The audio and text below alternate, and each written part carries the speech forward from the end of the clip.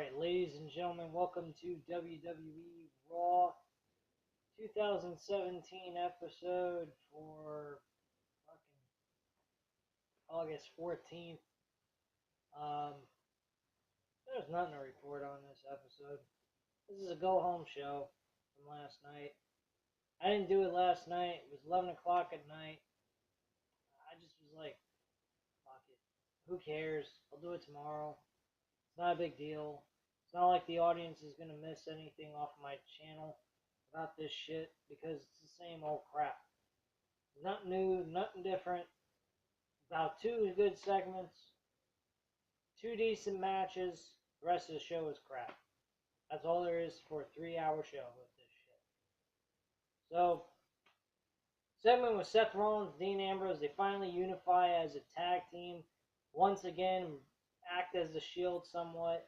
But it took them beating the hell out of each other and constantly changing their mind, wanting to fist bump, all that kind of bullshit like they did in the Shield.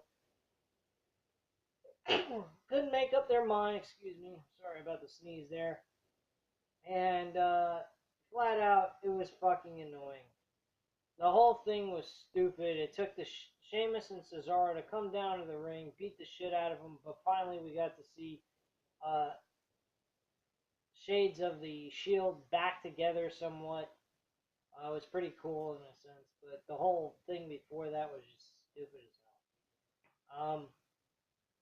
So, I mean, Seth Rollins completely not knowing what to do, very indecisive. So was Dean Ambrose, and then it took Sheamus and Cesaro to beat the shit out of him for them to both finally realize they could be a team again. Wow. Really fucking dysfunctional if you ask me. Don't figure this tag team will last very long. Give it about a month maybe. They'll be tag team champions and then lose the tag titles because one of them will turn on the other. More than likely it'll be Dean Ambrose this time around because they already done the deal with Seth Rollins turning on the Shield. So there you go on that.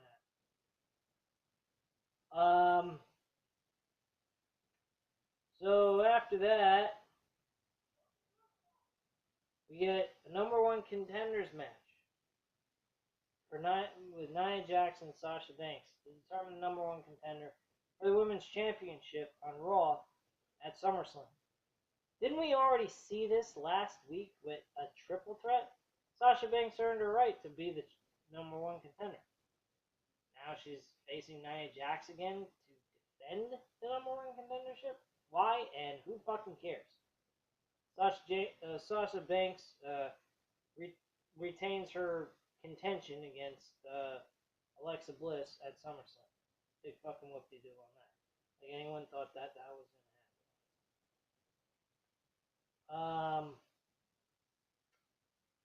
We got Kurt Angle in the backstage. We have fucking Hardy Boys show up. They ain't got nothing to do for SummerSlam. The Revival are injured. So we got loads of fun with that. We ain't going to be able to see a decent tag team match between two great tag teams. So we get to see fucking douchebag McDouche, Miz, go up against fucking whatchamacallit, The Miz, and yeah, whatever. So now we get the Miz Taraj and them facing the Hardys. After that, the Kurt Angle rush to the backstage area where Bray Wyatt and Finn Balor are beating the hell out of each other. Why they're beating the hell out of each other, I don't know. This rivalry made no sense to even start. It's just Bray Wyatt being Bray Wyatt and being completely random and making no sense in the process. So fucking cares.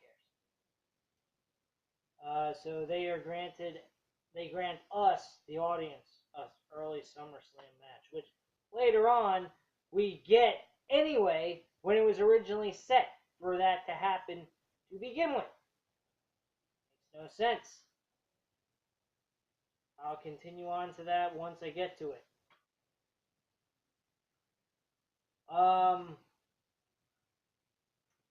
Oh yeah, it was just Jason Jordan and The Miz one-on-one, but later that got changed because of The Miz Taraj getting involved in that match and then the Hardys saving him. So they decided, why not let's throw a tag team match, six-man tag team match.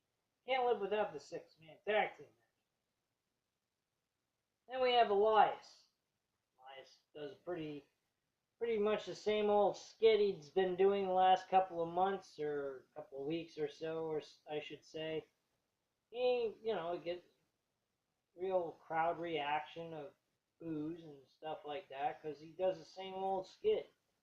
Goes ahead and talks about how crappy the city he's in and how he thinks all the people are pieces of crap and how the team suck. Personally, I think it would be kind of neat if they actually do a concert with Elias and The Rock in a competition, and then maybe that builds into some future match down the line. I think that would be kind of interesting. Elias versus The Rock. That would be very, very interesting, actually. But, hey, leave your comments and opinions down below. I don't know. Just a thought. Be very entertaining to see another guy who can actually play the guitar do it against The Rock. So that's just a thought. So we go ahead and we get a SummerSlam deal where Big Show's going to be facing Big Cass in a one-on-one match at SummerSlam. Holy fucking shit, this sucks. Bad enough, Enzo Amore and Big Cass sucked at the last pay-per-view of Raw. Now we get to see these two behemoths suck together, while Enzo Amore is put in a shark tank above the ring. We already had this match once before, not to mention Enzo Amore is not exactly interfering in these matches. I don't know what the fuck's going on. And Big Cass is just dominating Big Show every fucking chance he gets. Later on, the Big Show comes into the ring trying to attack Big Cass, and he ends up getting his hand broken, quote unquote. Yeah, sure. Right. As you can tell, the enthusiasm in her voice is just ravishing with excitement about the SummerSlam piece of shit pay-per-view.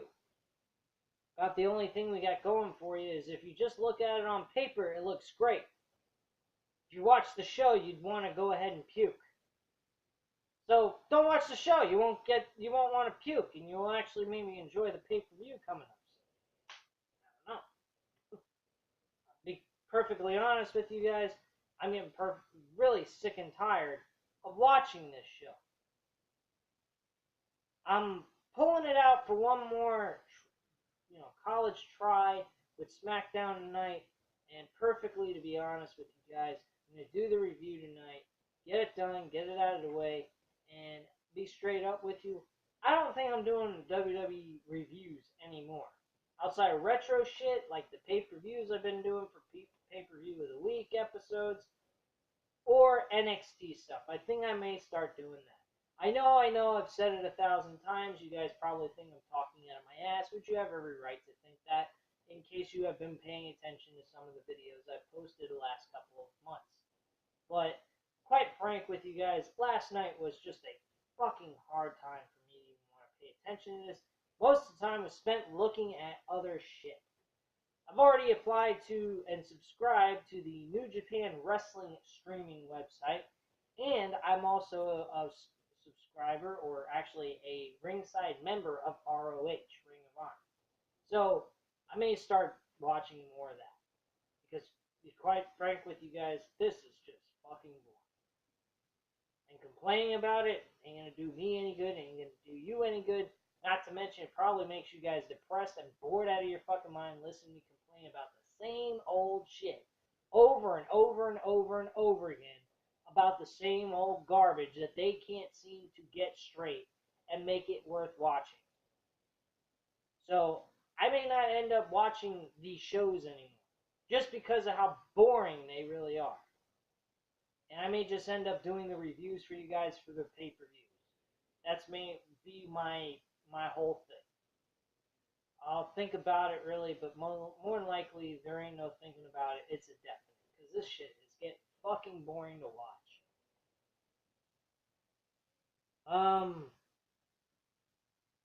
So yeah. We even had the Luke Gallows and Luke Gallows and Carl Anderson down at the ring. Why the hell are they part of this whole situation? Makes no fucking sense to me whatsoever. And he smashed Big Cass smashed the door on fucking Big Show's hand. Big deal. All right, so we get a Cruiserweight title match on Raw.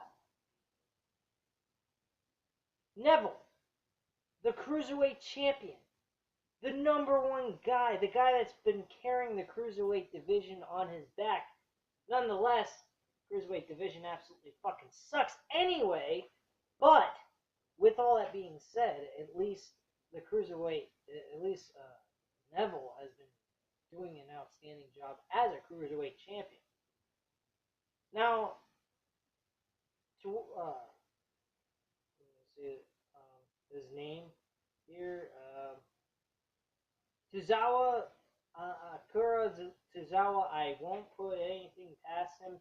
He's an outstanding performer, great Cruiserweight, good guy to compete against with Neville, great new opponent for him, and with all due respect, he deserves the right to win the championship. But why Raw? Neville has been a fucking star for the Cruiserweight division. He's been one of their better champions out of this whole thing since they started last year. And they do that to him.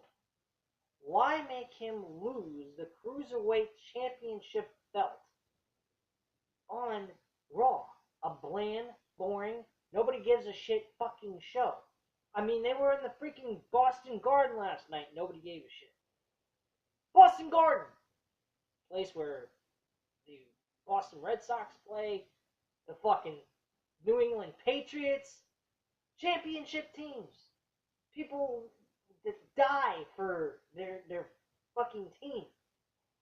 The attitude here at this event was, I just paid my ticket, I'm just going to sit here and watch this boring shit. So why fucking pay a ticket if you're not going to voice your opinion? I don't get it. I watched,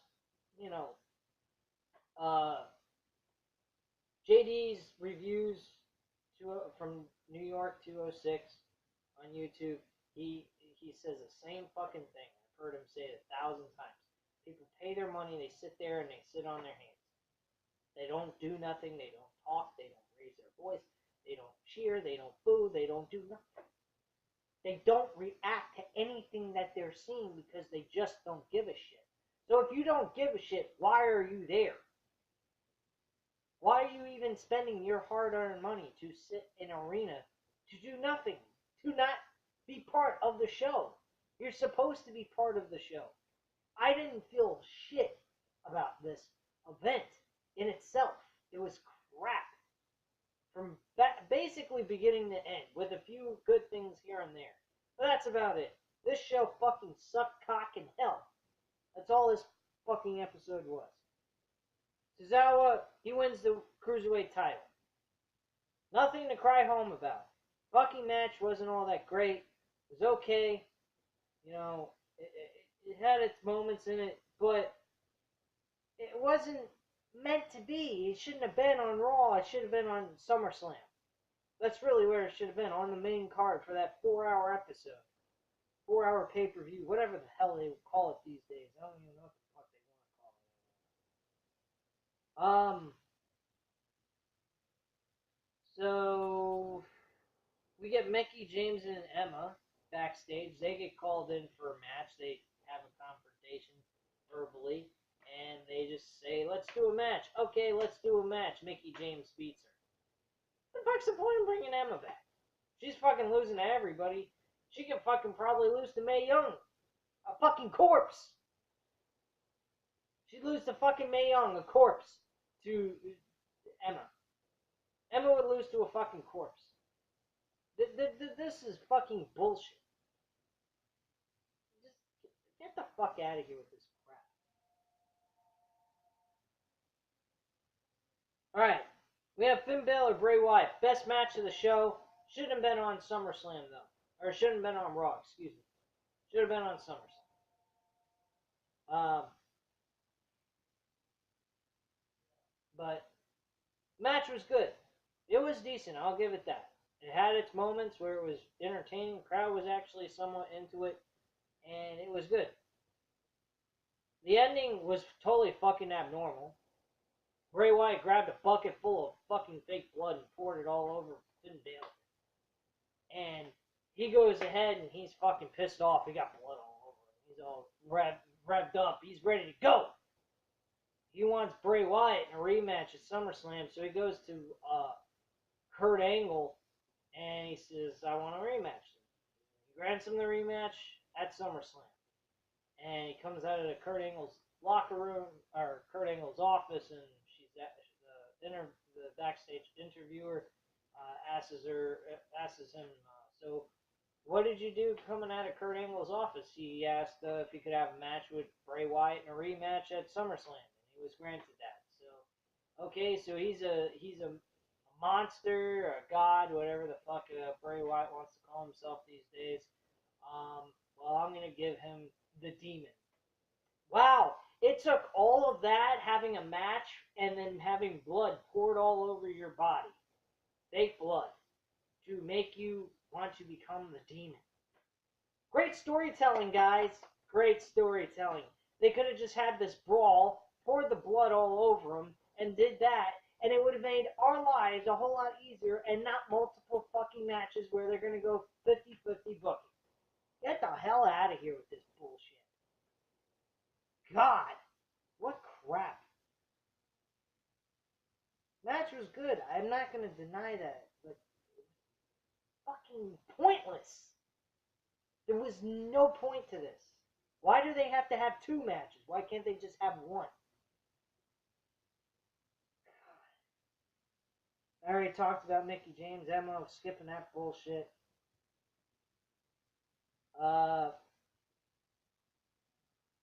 Miz versus Jason Jordan. I already mentioned that. He wins, but Jason Jordan wins by disqualification. So the Hardys come out and save Jason Jordan from the Miztourage. They have a 6-man tag team match. The Hardys pick up the victory with the Matt Hardy hitting the Twisted Fate, Jeff Hardy hitting the Swanton Bomb. Same old shit that we seen back in the Attitude Era and Ruthless Aggression Era. Same old stuff. Good match, though. It was decent. I have no complaints about it. But once again, what does it gain? What do they get from all this? Pretty much nothing. Last thing then was the Fatal 4-Way Confrontation. And I'll just go on to say this. Paul Heyman was great. Made the promo absolutely fantastic. Made it worth wanting to go see this main event at least. If you're going to watch anything during SummerSlam, watch this main event. It is worth it. That is the one thing I can say. These 4 guys are the only thing that holds WWE from not sinking 100% underwater. These guys have been carrying for the last month and a half the company basically on their back, in my personal opinion. The best storyline going, besides Seth Rollins and Dean Ambrose. Seth Rollins and Dean Ambrose, pretty good storyline. A little, weird, but at the same time, still decent because they're bringing up old history that happened between them 3 years ago, and so on and so forth, which may lead to a different outlook on things between these two down the line. So that should be pretty entertaining and neat to see. But this, awesome. There's no need for heavy-duty storyline telling. You don't have to kill yourself over it. These guys tell the story. They are determined to beat Brock Lesnar for the WWE Universal Championship. Brock Lesnar is determined to beat all 3 of these guys senseless. And the number one thing that stands out at the end of the day of this whole entire thing, Braun Strowman versus Brock Lesnar. If there can be anything done for this event, it should be this. Either Brock Lesnar walks out Universal Champion, or Braun Strowman wins the title and Brock Lesnar comes back to face Braun Strowman at WrestleMania. And if Brock Lesnar wins, you found your new Royal Rumble winner for 2007 or 2018. Braun Strowman's the guy. Braun Strowman is the man you should have win the Royal Rumble at 2018 and headline WrestleMania. That is the guy. That is the person they've done the best job with. He has gotten the best crowd reactions. They love him. They boo him. They do whatever. They react to this guy. Roman Reigns, he needs a good opponent at WrestleMania like he did this year. They don't need to put Roman Reigns in the world title picture just yet. I mean, unless you want to put Roman Reigns as the world champion to beat Brock Lesnar and have Braun Strowman win the Royal Rumble in 2018 to face Roman Reigns at WrestleMania. Now, if you want to do that, you better give the audience what they really want to see, and that's Roman Reigns lose cleanly. That would be a neat idea. If they're going to make anybody win outside of Braun Strowman or Brock Lesnar, if you're going to make Roman Reigns win, you better be making him lose cleanly at WrestleMania with the Universal Championship on the line. That's all I have to say on that. Brock Lesnar and Braun Strowman looked like a fucking awesome picture. It looked like Hulk Hogan versus Andre the Giant all over again, only in a better outlook. Both two behemoths that are ready to kill each other. Hulk Hogan and Andre the Giant didn't look like that. They just looked like two competitors. These two guys look like they want to kill each other. They make it look more real than Andre the Giant and Hulk Hogan ever could. This match, if they ever do it, will be a fucking moneymaker. Guaranteed. And a great match at that, regardless of whether these two guys could wrestle or not. This match should happen at WrestleMania one-on-one. And if you make Brock Lesnar lose the title, Brock Lesnar should come back at Royal Rumble after he's taken time off, come back into it, win it, and face Braun Strowman, and Braun Strowman beats him fairly, cleanly, one-on-one, and beats Brock Lesnar and becomes the monster among men, the new beast of WWE. That's what they should do. If they do it any which way. Samoa Joe, I mean, he's worthy of being... All four of these guys, to be honest with you guys, are worthy of being the Universal Champion. I can admit that. But Samoa Joe, there's something, if they make him champion, you're just going to get Roman Reigns win the title from him anyway. Why do that to him? Why him be fed to Roman Reigns to lose the championship? It's pointless. Give him something else to do. Make him win the Intercontinental title from Miz. Say he's sick and tired of listening to Miz ramble his fucking mouth all the time. He talks shit about him too. He said he was going to beat Brock Lesnar for the Universal title at Great Balls of Fire. He didn't, so there you go. That could initiate, Samoa Joe to go after the Miz, and Samoa Joe becomes a face, and he actually still can kick ass regardless. But that's just my personal opinion. Leave me your comments and opinions down below. Hit the subscribe button if you're not already subscribed to the channel, and hit the thumbs up if you like the video.